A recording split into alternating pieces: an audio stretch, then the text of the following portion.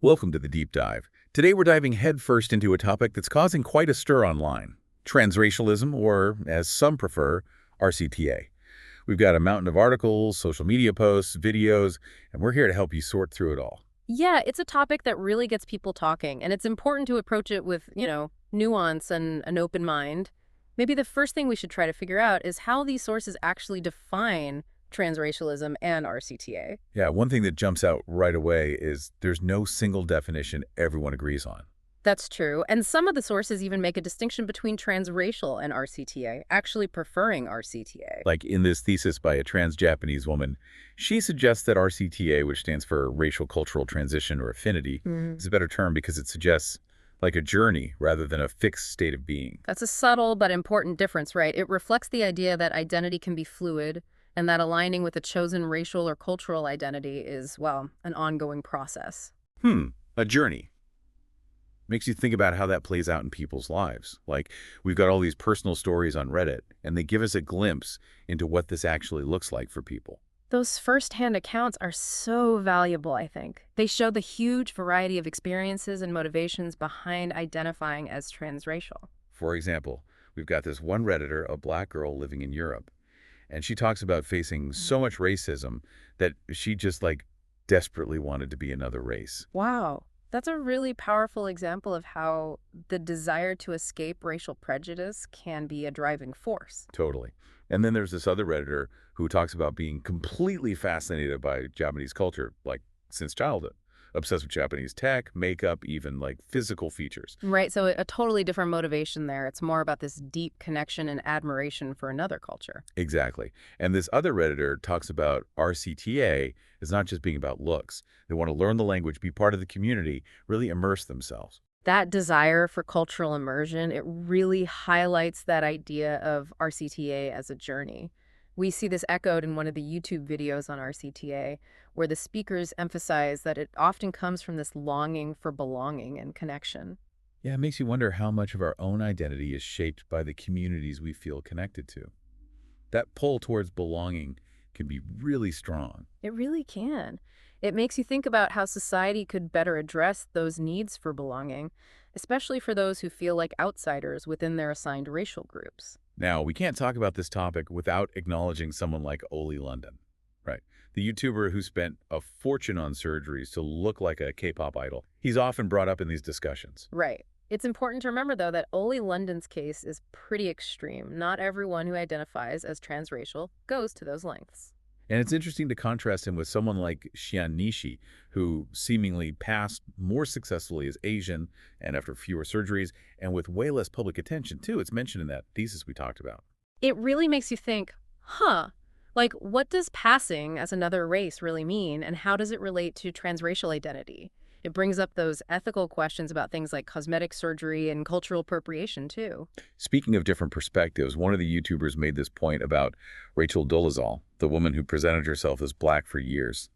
They said that if society was more accepting of transracial identities, maybe she wouldn't have felt the need to, hide her background.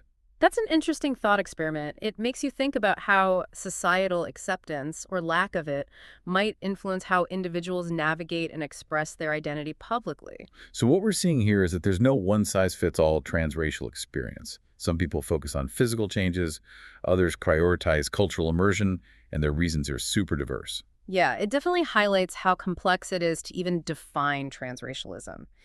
Each individual story adds another layer. You know what? Trying to pin down a single definition of transracialism almost feels like trying to define love. There might be some common threads, but the experience is unique for each person. That's such a good analogy. It shows how important it is to approach this topic with nuance and sensitivity instead of trying to put it into neat little boxes. It seems like this desire to change racial appearance, it isn't really a new thing. One of the articles you sent goes into the history of RCTA and points out all these examples of people changing their appearance throughout history. Yeah, they talk about how, like, African Americans in the U.S. during the 19th and early 20th centuries, they used skin lightening products, hoping to, fit in, avoid discrimination. It's a reminder of how much societal pressures and prejudice can shape how we see race and how that influences people's choices. Yeah. It's heavy stuff. It Yeah. really shows how these conversations about race and identity, they're so connected to history and social context. For sure. Understanding all that historical baggage is crucial for these conversations. One TikTok video I saw really got me thinking. The creator asks, why can't we be the race we choose? Simple question, right? But it really cuts to the core of this whole debate. Totally. It challenges the traditional view of race as something you're born with, something inherited, and it pushes us to think about race as a choice, as identification.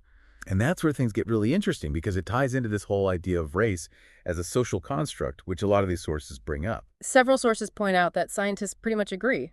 Race, as we understand it now, it's mostly a social thing, not like a fixed biological category. That Professor Dave video explains it really well. He compares it to gender. Sex is determined by chromosomes, but gender that's more fluid, influenced by like neurochemicals and stuff. Could race be similar?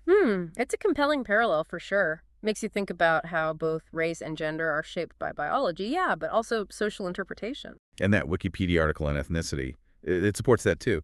Talks about how racial categories in Brazil, they're way more fluid, Yeah. based more on appearance than like strict ancestry. Yeah. Totally different from like the one-drop rule that was so big in U.S. history. That's a perfect example of how different societies create and categorize race.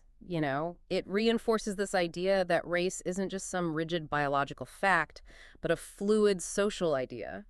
One of the YouTube videos had this analogy. They compared it to a recipe. Like the ingredients can change and the final product, it looks and tastes different depending on the culture and context. I thought that was helpful. Yeah, it's a good one. And it shows how those categories could keep changing, as society's norms and understanding of race changes. Okay, so we've seen how these sources define transracialism, looked at the historical context, and this idea of race as a social construct. I think we've got a good foundation now for understanding this whole thing. I think so. We've definitely covered a lot. But it's just the beginning. There's this whole other layer, the ethical debates and criticisms around transracialism.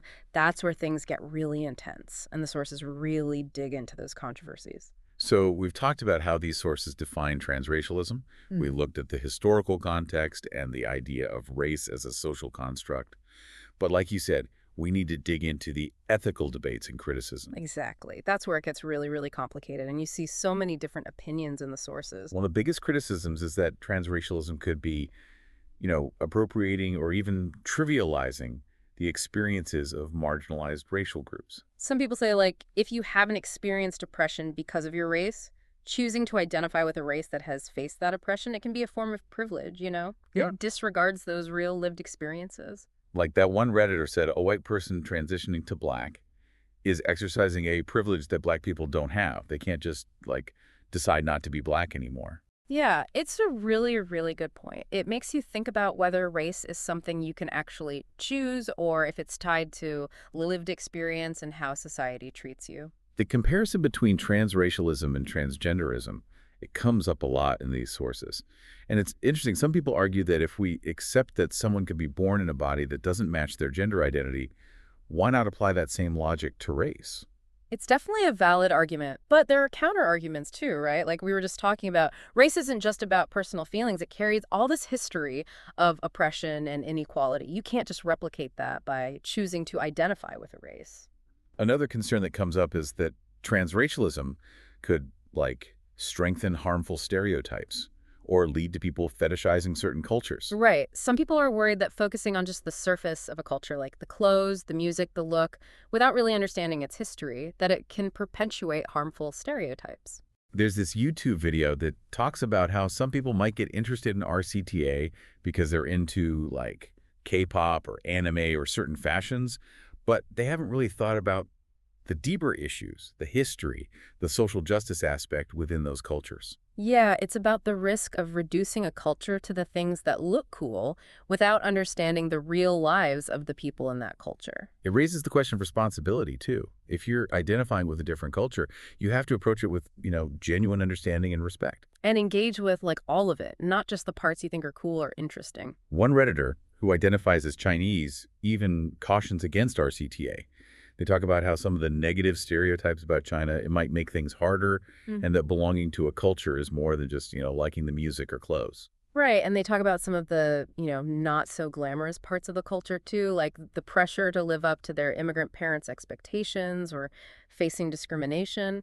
It reminds you that belonging to a group, it comes with good and bad experiences. It's like saying you want to be a doctor because you think the white coat looks cool, but not thinking about all the years of studying, the hard work, the tough choices. Exactly. There's a depth to actually living something that you can't copy with just surface imitation. So a lot of the sources focus on transracialism now, but this one article, it takes us into the future. It talks about gene editing, nanotechnology, how these technologies could totally change the game. It's mind-blowing to think about. Imagine a future where you could, actually change your DNA to look like a different race. It brings up so many questions. Would those ethical arguments change if it was as simple as choosing different genes? Right. Would it become more about personal choice and less about cultural appropriation? How would society react? It's like opening Pandora's box. Makes you think about the future of identity. Like, what does it even mean to be human in a world with such powerful tech? It's a big question, and one we'll have to face as a society pretty soon. This deep dive has been wild. We went through so many different parts of transracialism, definitions, the historical side, ethical concerns, even what the future might hold. What really stands out to you? I think for me, it's that there's no easy answer to what transracialism is. It's complex. There's so much to it, so many different perspectives and experiences. It shows how important it is to approach it with empathy, to be nuanced, and to really listen to the people who are dealing with these questions about identity. I completely agree. We need to have these conversations, be understanding, respectful, and learn from each other as our ideas about race and identity keep changing. Well said.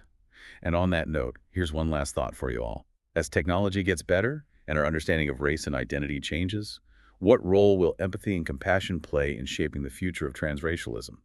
It's something to think about. Thanks for joining us as we take this deep dive into the world of transracialism. It's definitely a discussion that's going to keep going, and we encourage you to keep learning, asking questions, and engaging with these important issues. Until next time, keep those brains buzzing.